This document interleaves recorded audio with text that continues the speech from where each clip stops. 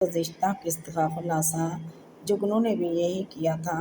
3 سال بعد، بلکہ اس سے کچھ عرصے پہلے شاید دوسری عورت کی تلاش شروع کر دی تھی، اور اب اس کی تلاش ختم ہو گئی تھی تو اس نے جانیہ کو اپنی زندگی سے نکال دیا تھا۔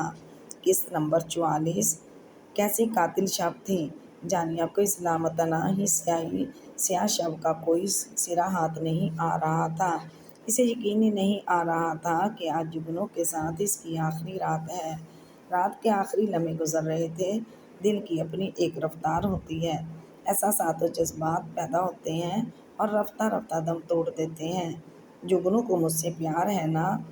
ہو سکتا ہے آنکھ کھلنے پر اسے سب یاد آ جائے اور وہ پیار سے جانیہ کو اپنے سینے سے لگا کر کہے، بھول جاؤ جانیہ، سب کچھ۔ جگنو نہیں رہ سکتا اپنی جانیہ کے بغیر، دور رہ ہی نہیں سکتا۔ جگنو کیسے رہے گا اپنی چندا کے بغیر؟ خوش فہمی کی اینک اس کی آنکھوں پر سج گئی تھی اور وہ اس سے جگنو کو دیکھ رہی تھی۔ جگنو کی آنکھ کھلی تو اس نے دیکھا جانیہ ابھی تک جاگ رہی ہے۔ اس نے آنکھیں کھول کر اسے دیکھا اور بولا، جانیہ پلیز سو جاؤ، نیند نہیں آ رہی۔ اس نے جگنو کے ہاتھ پر اپنا ہاتھ رکھ دیا۔ کوشش کرو گی تو آ جائے گی نیند۔ اور پھر اس نے کروٹ بدل لی۔ جانیہ کی آنکھوں کے سامنے دھند سی چھا گئی۔ اس کی نگاہوں میں جگنو کا چہرہ دھندلا گیا۔ اندھیرے بڑھتے ہیں تو بے قراری بھی بڑھ جاتی ہے۔ صرف اندھیرے کا خوف نہیں، بلکہ ایک ایسی زندگی کا سامنا تھا جس میں اندھیرے ہی اندھیرے تھے۔ اس کا دل ڈوبنے لگا۔ وہی درپیش ہے پھر سے زندگی خوابوں خیالوں کی۔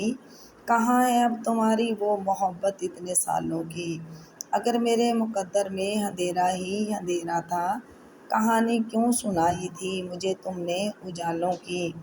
بڑا ہے فرق دونوں میں مگر دلچسپ ہیں دونوں، تیری دنیا جوابوں کی، میری دنیا سوالوں کی۔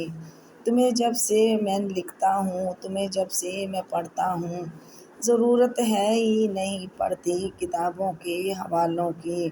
تعلق جوڑنا اور توڑنا تم سے کوئی سیکھے، کہاں سے آ گئی تم کو مہارت ایسی چالوں کی؟ شگفتہ دل کو رکھتا ہے فقط اس واسطے، ضرورت پھر نہ پڑ جائے تمہیں میری مثالوں کی۔ جانیہ ہر بات ابتدا سے سوچتی رہی، مگر اس کی سمجھ میں نہیں آتا تھا کہ یہ سب کیسے ہو گیا۔ دھیرے دھیرے اس کے پیار کی فلک بوس آمرت بہتی رہی اور وہ بے خبر رہی۔ وہ اپنے پیار کی دنیا میں ڈوبی رہی اور اس کا گھر لٹ گیا۔ سسرال بھی جگنو جانے نہیں دے رہی ہے اور گئی بھی تو الماس بھابھی اسے جینے نہیں دیں گی، اور ننیہال کی دہلیز پہ کون تھا اس کی باہوں میں لینے والا؟ جیسے جیسے رات بیت رہی تھی اس کا دل بھی ڈوبتا جا رہا تھا۔ اس کے دل میں پیار امڑ رہا تھا۔ یہ دل کا درد کیسے تھمے گا اور اس کے زخموں پر کون مرہم رکھے گا؟ اسے محسوس ہوا جیسے جگنو جاگ رہا ہے، لیکن اس کا وہم تھا۔ اس کے اندر نارسائی اگائی تھی، کرب جاگ اٹھا تھا۔ اس نے اپنے خشک ہونٹوں پر زبان پھیری۔ اس کے دل میں ہوک سی اٹھی، کس کس سے چھپاؤں گی کہ جگنو نے مجھے چھوڑ دیا ہے؟ اس نے بھیگی پلکوں سے جگنو کو دیکھا۔ میں کیوں اتنی مگن ہو گئی تھی اپنے آپ میں، گھر میں، جگنو کے پیار میں، کہ دوسری عورت کو یہ موقع ملا کہ میرے شوہر کو قابو کر لیا۔ شاید میں جگنو کو ٹھیک سے سمجھ ہی نہیں سکی کہ وہ جگنو کی ذہنی پیاس نہیں بجھا سکی۔ میں ساتھی اور شریک سفر ضرور تھی، لیکن سول میٹ نہیں۔ اب جگنو کو مجھ میں خوبیاں نظر آنے لگیں۔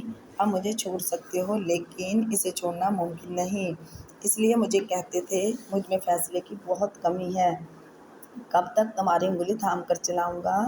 میں کوئی فرشتہ نہیں کہ ساری زندگی تمہاری صلاح کرتا رہوں۔ زندگی ان باتوں کے علاوہ اور بھی کچھ ہے جانیہ، اور بھی کچھ۔ میں لکیر کا فقیر بن کر زندگی نہیں گزار سکتا۔ میں کچھ اور بھی چاہتا ہوں۔ لیکن میں سمجھتی تھی کہ شوہر کی محبت ایک ایسی بوٹی ہے جس سے سارے غم، تمام پریشانیوں سے چھٹکارا حاصل کیا جا سکتا ہے۔ اگر میں پھر سے جگنو کا دل جیت لوں، محبت جیت لوں تو سب ٹھیک ہو سکتا ہے۔ میری ساری لگن جگنو کے قدموں پر نثار ہو جانا، سب کچھ جھوٹا پڑ گیا۔ اسے اس مسئلے کا حل چاہیے تھا۔ ایک ہی منظر اس کی نگاہوں میں گھوم رہا تھا کہ جگنو بھی اٹھے اور اسے سینے سے لگا کر کہے گا، میری جان، میری سویٹ ہارٹ۔ ایک خاموشی سی دعا فریاد کی صورت اس کے دل سے نکل رہی تھی۔ اور ہونٹوں پر مچل تو ہی خلا میں ڈوب جاتی۔ عجیب و غریب خیالات جانیہ کا پیچھا نہیں چھوڑ رہے تھے۔ وہ سوچنے لگی، حقیقت سے بھی فرار حاصل ہے کہیں؟ وہ تو سامنے کھڑی ہے۔ اس نے جگنو کے ہاتھ کو چھوا تو گدگدی کا احساس اس کو چھو گیا۔ ایک بار، دو بار، کئی بار۔ پھر اس نے جگنو کے ہاتھ کو لبوں سے لگا لیا اور نہ جانے کیا ہوا کہ وہ جگنو کے سینے پر سر رکھ کر لیٹ گئی۔ جگنو نے اسے بازو اس کے وجود کے گرد لپیٹ لیے۔ وہ نیند میں تھا، اس کمزور لمحے کی گرفت میں آ گئی اور تڑپ تڑپ کر رونے لگی۔ جگنو، جگنو، مجھے خود سے جدا مت کرو۔ نہیں جگنو، میں مر جاؤں گی۔ آپ کی جانیہ مر جائے گی، آپ کے بغیر نہیں جگنو۔ جانیہ، جانیہ، کیا ہو رہا ہے تمہیں؟ اس کا پورا وجود جھٹکے کھا رہا تھا۔ وہ مچھلی کی طرح تڑپ رہی تھی۔ جگنو، مجھے مما جانی سے بات کرنے دے پلیز جگنو، پلیز۔ دیکھو جانیہ، تم اپنے وعدے سے مکر رہی ہو، اسی لیے میں نہیں۔ جگنو، نہیں۔ اس نے جگنو کے لبوں پر ہاتھ رکھ دیا اور پھر سے بلکنے لگی۔ نہیں کرو خود سے جدا جگنو، نہیں۔ ایک ہی بات مت دہرایا کرو۔ چلو سو جاؤ میرے سینے پر سر رکھ کر۔ اس نے پیار سے جانیہ کو سینے سے لگا لیا اور وہ روتی رہی۔ روتے روتے یوں ہی اس کی آنکھ لگ گئی۔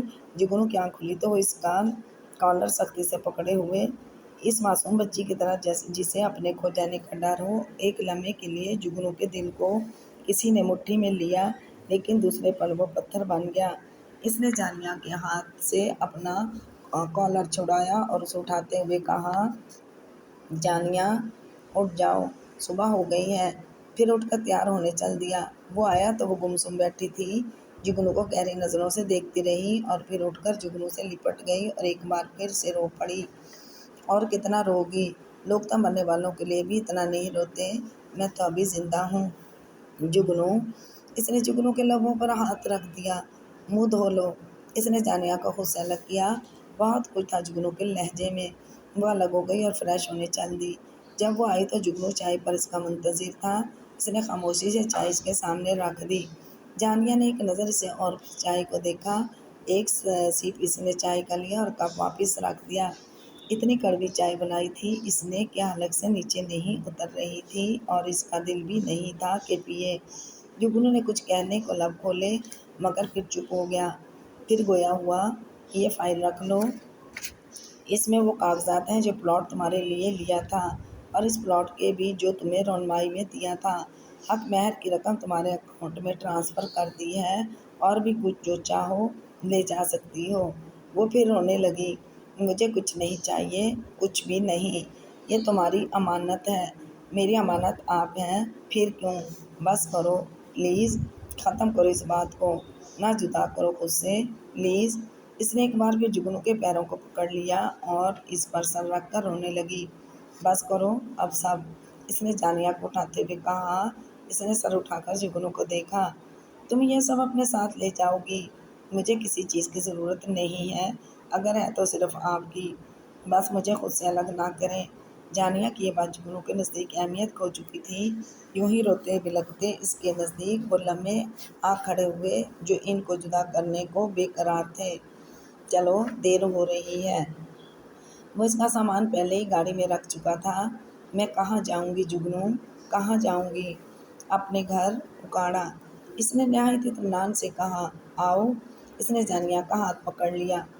اس کے ہاتھ تھامتے ہی وہ اس کے گلے لگ گئی۔ جگنو، آپ کے دل کو کچھ نہیں ہو رہا پلیز؟ پھر کہہ رہی ہوں، ابھی بھی وقت ہے، روک لو مجھے، مت کرو خود سے جدا۔ وہ خاموش رہا۔ گھر سے نکلے تو وہ اس کے گلے سے لگی ہوئی تھی۔ جگنو نے اسے خاموشی سے گاڑی میں بٹھایا اور خود ڈرائیونگ سیٹ کی طرف آ گیا اور گاڑی سٹارٹ کی۔ گھر سے ایئرپورٹ کا راستہ اس نے روتے ہوئے طے کیا اور جب وہ ایئرپورٹ پہنچے تو جانیہ کا دل بیٹھ گیا۔ یہ پہلا موقع تھا کہ وہ اکیلی جا رہی تھی اور اس انداز میں کہ جو اسے منظور نہیں تھا۔ جب وہ اندر جانے لگی تو ایک بار پھر جگنو کے گلے لگ کر رو دی اور بولی، جگنو، نہیں کرو خود سے الگ پلیز۔ اس سمے اس کا دل کانپا کہ جانیہ کو روک لے۔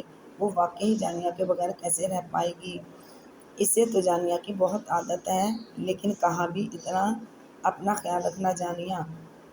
اور وہ اس سے الگ ہوئی، جگنو کے ہاتھوں پر پیار کیا اور اسے دیکھے بنا چلی گئی۔ اگر وہ مڑ کر دیکھتی تو شاید جا نہ پاتی۔ اس کے بعد جگنو بہت دیر تک وہاں کھڑا رہا، اس وقت تک اسے دیکھتا رہا جب تک وہ اوجل نہیں ہو گئی۔ جہاز کے فلائی کرنے کے بعد وہ آ گیا، جیسے اس کے دل میں کوئی امنگ باقی نہیں رہی۔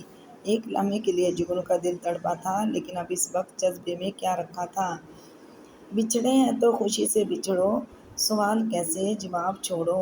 کسے ملی ہیں جہاں کی خوشیاں، ملے ہیں کس کو عذاب چھوڑو۔ نئے سفر پہ جو چل پڑے ہو، مجھے خبر ہے کہ خوش بڑے ہو۔ ہے کون اجڑا تمہارے پیچھے، یا کسی کے ٹوٹے ہیں خواب چھوڑو۔ محبتوں کے تمام وعدے نبھائے کس نے بھلائے کس نے، تمہیں پشیمانی ہوگی جانا جو میری مانو حساب چھوڑو۔